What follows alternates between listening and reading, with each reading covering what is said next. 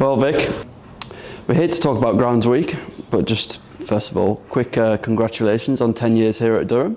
Yeah. What are your highlights of your time here so far? Oh, so many highlights, really. I suppose 2019 World Cup was probably the biggest. 2016, a Test match. Durham getting promotion a couple of years ago was really big. So yeah, there's been quite a lot of upside. I'm convinced that I'm going to see Durham actually win Division 1 before I leave this place. So I might be here for another 10 years, but hopefully not. Fingers crossed, Vic. You're always good to have around. But Thank you. I suppose from a grounds point of view, has there been any particular standouts in that time? Obviously, you mentioned Test matches and international occasions. Yeah, I think last year with the ODI against Australia, England-Australia, I think we'd had really bad weather leading into the match, 2 days of rain, and the game went really well from my point of view. The pitch played well. We got good reports from everybody, so that would be a highlight. Probably one of the other ones was going back to 2020, I think it was, when we stripped the whole of the top off of the square and re-levelled the square. I did a lot of construction work there, which is always a little bit frightening at the time, but that seems to have been bedding in well now, and hopefully the pitches are improving year on year. Mm-hmm. Now on to Grounds Week as a whole. What do you feel the importance of the recognition of Grounds Week in terms of your job, essentially? Well, Grounds Week for me is massive, actually, because the Grounds Management Association, who organise Grounds Week, they are more or less the governing body of grounds people, whether that be in a professional sense, recreational, educational, or whether it's volunteers. They oversee all of those bodies, and in a way I suppose you could call them our union, although they don't have the power to demand pay increases and works to rule and that sort of thing. But they do look after us as grounds people, and I think it's important that we give back to those, or that association, and also we as professionals show our support to the volunteers, the recreational groundsmen. I'm in a fairly fortunate position in that I've worked in all of those roles. I started as a volunteer and I've gone all the way through, and I always think it's those guys that work in the recreational clubs who probably work on their own with a minimal budget and not a lot of machinery. They're the guys who are the real heroes. You get to our level and you've got staff, you've got pretty good machinery, decent budgets, but for those guys, £100 to go and buy a bag of grass seed is a massive input for them, and they get by.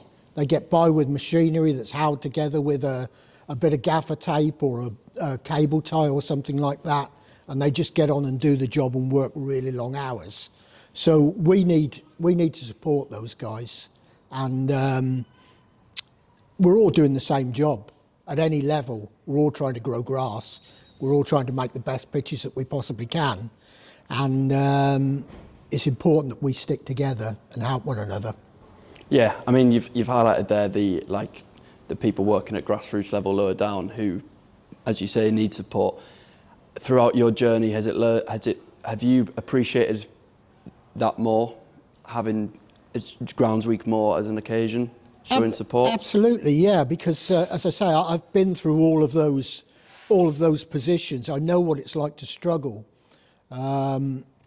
with no facilities, and the danger is, I mean, people who play cricket, whatever level they play at, they turn the television on and they see Lords looking absolutely fantastic, and they don't understand why their own ground isn't looking exactly the same as Lords. They all want it to be that good, and they don't actually know what goes into actually producing that. And so I really can appreciate everything that the guys at all levels are actually doing. Yeah, very good.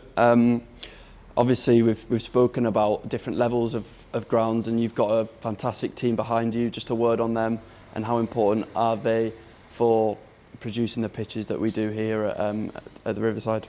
I could never do it without them. I mean, I rely so heavily on them to do their jobs, whether it's in the nets, whether it's over the nursery ground, whether it's producing the outfield, the way that looks, and the pitches. If I were solely here on my own, I couldn't produce that. So without them, I'm nothing. Yeah.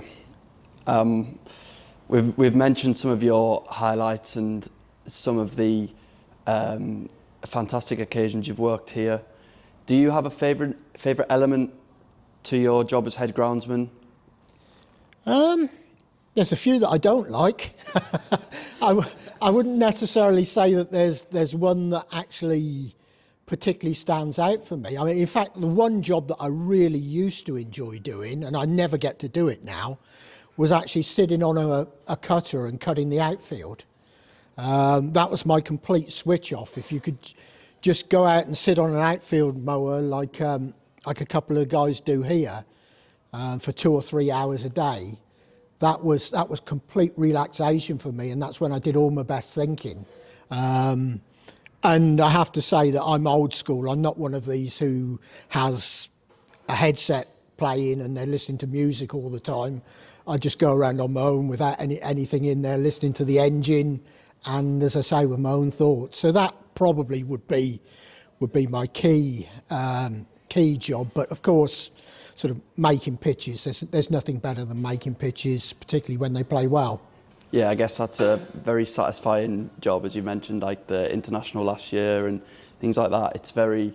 Must be very satisfying to see your work go on to produce great results. Yeah, absolutely. I mean, I was once told by a previous boss of mine that a pitch is only good if the home side win on it, and that's absolutely true.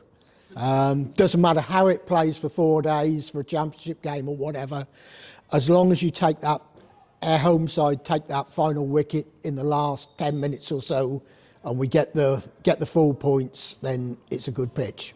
Yeah, I mean, we've spoken about highlights of the job, but are there any challenges? I mean, we can put weather aside if you like, but are there any challenging parts to your job that you'd like to highlight? Or yeah, there's a lot of challenging things. There's dealing with the expectation of players, dealing with the expectation of media, dealing with the expectation of management. Everybody wants something different.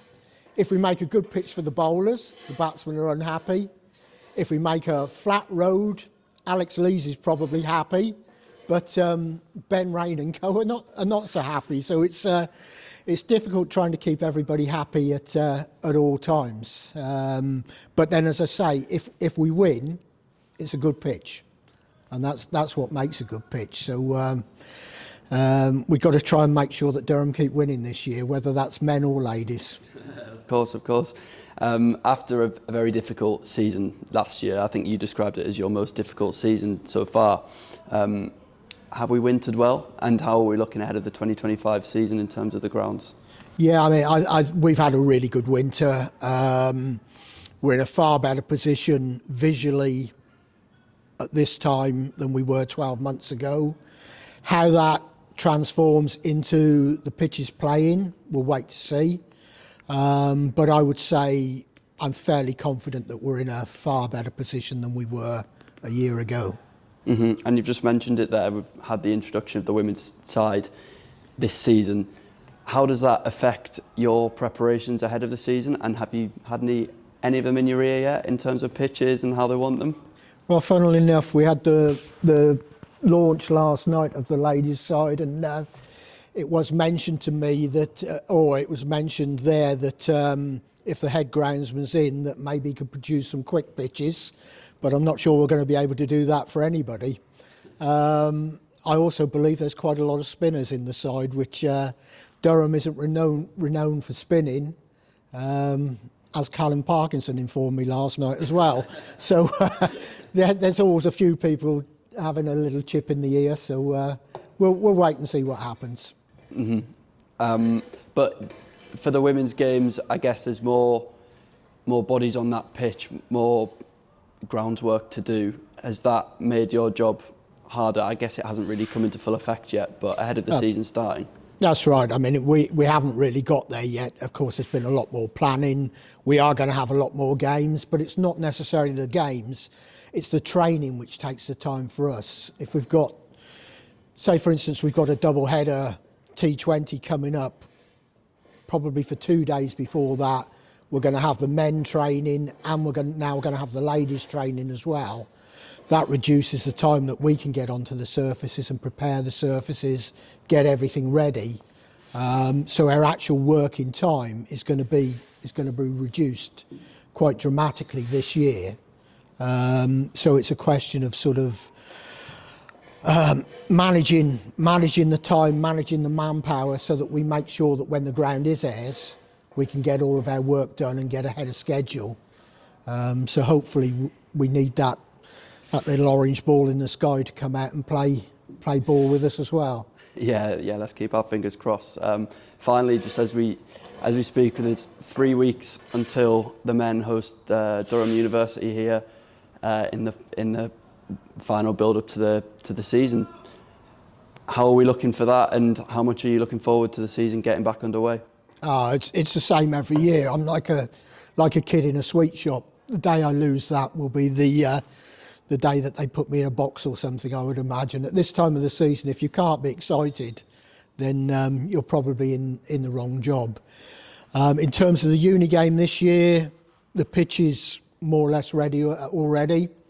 It's now been undercover for a couple of weeks, and been sat on the roller for a couple of days out there, and yeah, all ready to go, as long as we don't suddenly get 2 weeks of rain leading into the game and we get back to where we were for the Hampshire game last year. Lovely. Thank you very much, Vic. Pleasure.